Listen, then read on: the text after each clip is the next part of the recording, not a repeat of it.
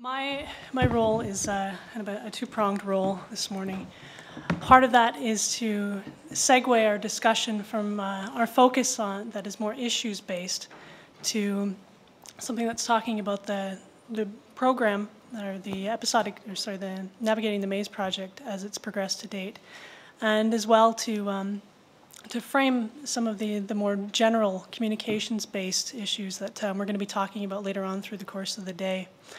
We made the decision to start with two representatives, one individual representing the HIV community and someone else representing a caseworker, to allow for that lived experience to come out, because that's really at the heart of our entire discussion, is what individuals are facing as they go to try and gain access to programs. And often it is the case that they're trying to gain access to programs. It's not just one single program when people go out and they're trying to stabilize their own level of income. So that really is where we hope you'll be able to retain that image in the back of your minds as we go through the day and move more towards the communication mechanism with a little bit of a policy that may come out. Ideally, we're going to be talking for the rest of the day about how we can achieve more effective communication between programs to overcome some of these issues that have come out, as Nadine and Glyn have spoken, that are faced by Canadians with disabilities. Again, we've talked quite a bit about HIV, but it's a very, very short jump to talking about other individuals that are living with all forms of disabilities in terms of their own income security. So this discussion has relevance not only to the HIV community, but to everyone living with a disability, which if we started to tabulate numbers, I think we'd come up with a fairly large one quickly. So I'm going to quickly run through the general objectives for the project. Now, in its goal over the past 18 months, the Navigating the Maze project was designed to promote opportunities for optimal labor support, for optimal labor force participation for people living with HIV and other disabilities, so that they could have both security and continuity of their needed supports by promoting improved integration and coordination of income and benefits programs, and also to work with relevant government departments and ministries to identify and develop mechanisms for communication. Now, we're achieving both of those ends today. We've been doing the first one for the last 18 months through a couple of different means, and I'll talk about those shortly. But the last piece, this is our real opportunity to pull together interested parties to start to talk about how we can move forward and what next steps will start to enhance the communication flow that's happening between our different income support programs. So far to date, we have engaged in a review of current income support programs and policies.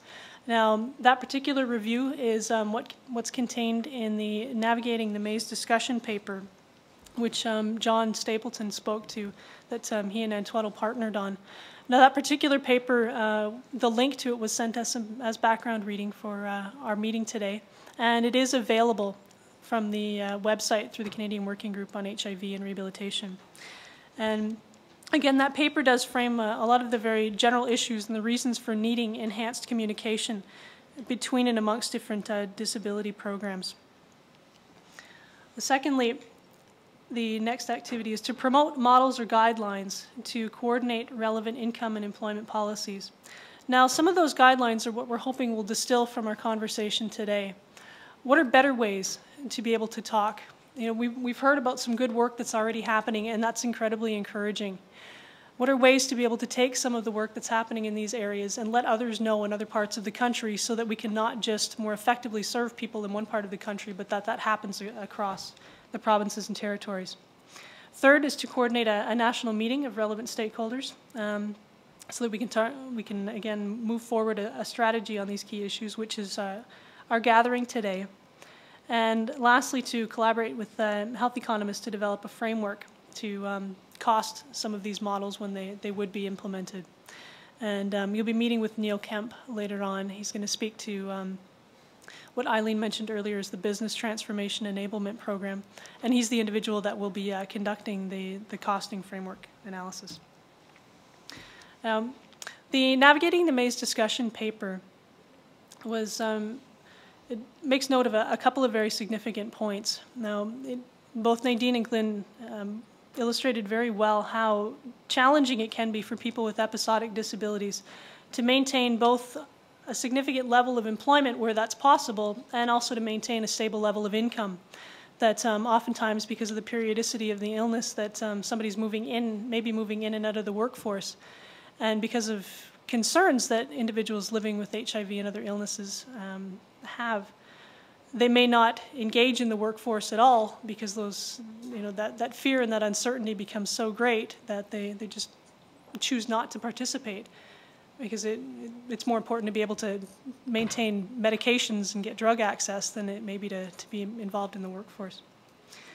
As well, many income support programs, both publicly and privately, are designed for people to fully disengage from the workforce. We do see some initiatives that are coming up from different programs, like the Employment Supports Program with the Ontario Disability Support Program. But oftentimes those that are accessing these programs have never worked in the first place, and there's other significant barriers to them really fully accessing the workplace. And as well, the episodic nature of illness can make it difficult to work full-time.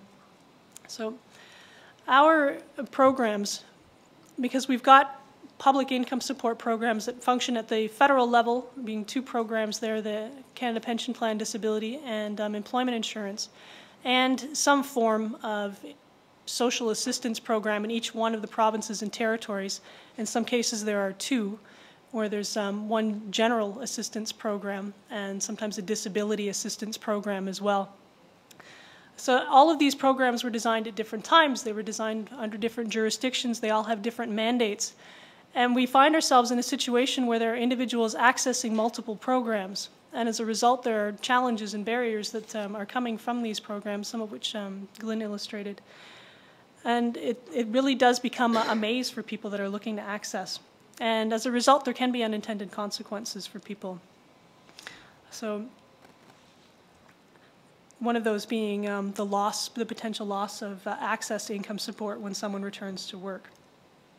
One of the ideas that came out of the discussion paper was that enhanced collaboration and discussion may help to identify mechanisms for communication. So if there are options to be able to enhance how someone accesses these programs at the administrative level, and as well enhance the way that these programs are delivered, then maybe a good idea to move forward with that.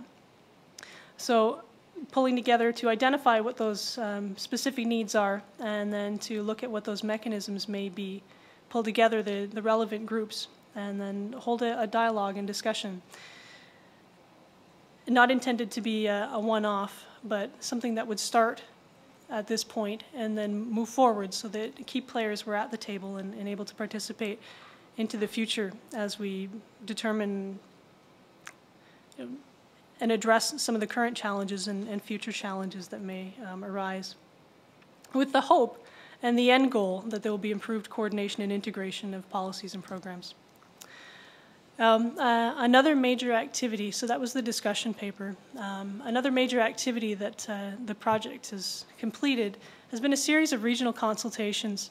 And these consultations have brought together individuals living with HIV, disability income support providers, case managers, and in some cases other policy analysts and others that were familiar with legislation, to talk about region-specific issues that people were facing, and also to talk about what types of collaborative efforts have been initiated to help overcome some of these barriers and challenges. And we did also ask for a blue sky to find out what people would like to see happen ideally if there was enhanced communication. And these 5 consultations were completed in Toronto. There was a phone teleconference in Yellowknife, a face-to-face in Halifax, another face-to-face in Vancouver, and a teleconference in St. John's. And I'm going to run through a list of key themes that came out across the different consultations. In some areas there were region-specific issues, but as we went through the different consultations, there were some themes that just seemed to come out again and again and again. And the first of those is how really to support those that are working either variable hours per week or are looking at working on and off, feeling like their health may be stable for a number of weeks or a number of months, and then someone that may need to disengage from the workforce. How do we effectively support someone who has that uncertainty in their work schedule? Next is how do we look at enhancing communication practices between the various programs at both federal and provincial levels when we have very stringent boundary lines around privacy legislation. So how do we open up that dialogue to ensure that the information is flowing to its greatest capacity without overstepping the bounds of our privacy legislation? There were also some issues that were brought up with respect to those accessing multiple programs. Because we can still have a situation where an individual may just access one public program, but there may also be those that are accessing multiple at the same time. We've already heard about that with the case of Canada Pension Plan Disability and provincial income support programs. That's a common scenario. How do we coordinate effectively the movement between programs? We've got we're moving in the early part of a recession here in Canada. We have individuals that are transitioning from employment insurance in some cases onto provincial benefits. How do we smooth that transition to ensure that there's no loss of benefits and that there's continuity where that needs to happen? How do we reduce administrative and policy barriers for those receiving benefits from multiple sources? So for those that may have a caseworker at Canada Pension Plan Disability and one at a provincial income support, how do we help support that person so that we don't require, Leanne's comment about the heavy need for a caseworker to navigate and assist that person that's accessing both? So those were a couple of the issues. One of the primary ones that I actually didn't list up there was fear. Nadine mentioned that there's often a real concern of people, especially people living with HIV, and I think it's safe to say with mental illness as well, that return to work or opportunities to engage in some type of paid employment are so disconcerting for some individuals that they just don't want to make the attempt because it's too threatening to even consider drug and health benefit access. And we're still looking at fairly low numbers across the country in terms of those that have private insurance. And so what do I do if my provincial income support cuts me off? How do I still get that drug and health benefits access? That point really hits at the complexity of this issue, that not only are we dealing with income support, but we're also talking about the key piece of health access, and housing's come out. So, and as well, transportation, that there's key social determinants of health that all figure into this giant puzzle as we talk about income support. It's easy to stay somewhat focused on the issues themselves, and they are significant, but there has to be a starting point where we look at moving forward. And so one of the goals of this project that we had mentioned earlier was to look at enhancing communication practices between and amongst these different programs. And so I've put this slide up to make a pitch, essentially, for why starting with enhanced communication is a good way to go. First off, there's an opportunity to be able to share best practices. There really is good work that's happening in pockets of the country, and there are very sincere attempts by individuals like Nadine who are going out and educating and initiating programs where they're doing collaborative work. If this is happening, let's let others know about it so that they can assist in setting up initiatives in their own areas to help move these challenges to the side. There's also significant movement between the programs, as I had mentioned, not only from employment insurance to provincial or territorial social assistance programs, but also between social assistance programs. We do have movement of individuals across the country from program to program. Sometimes there are glitches that happen or breaks in someone's income security when they're moving between programs.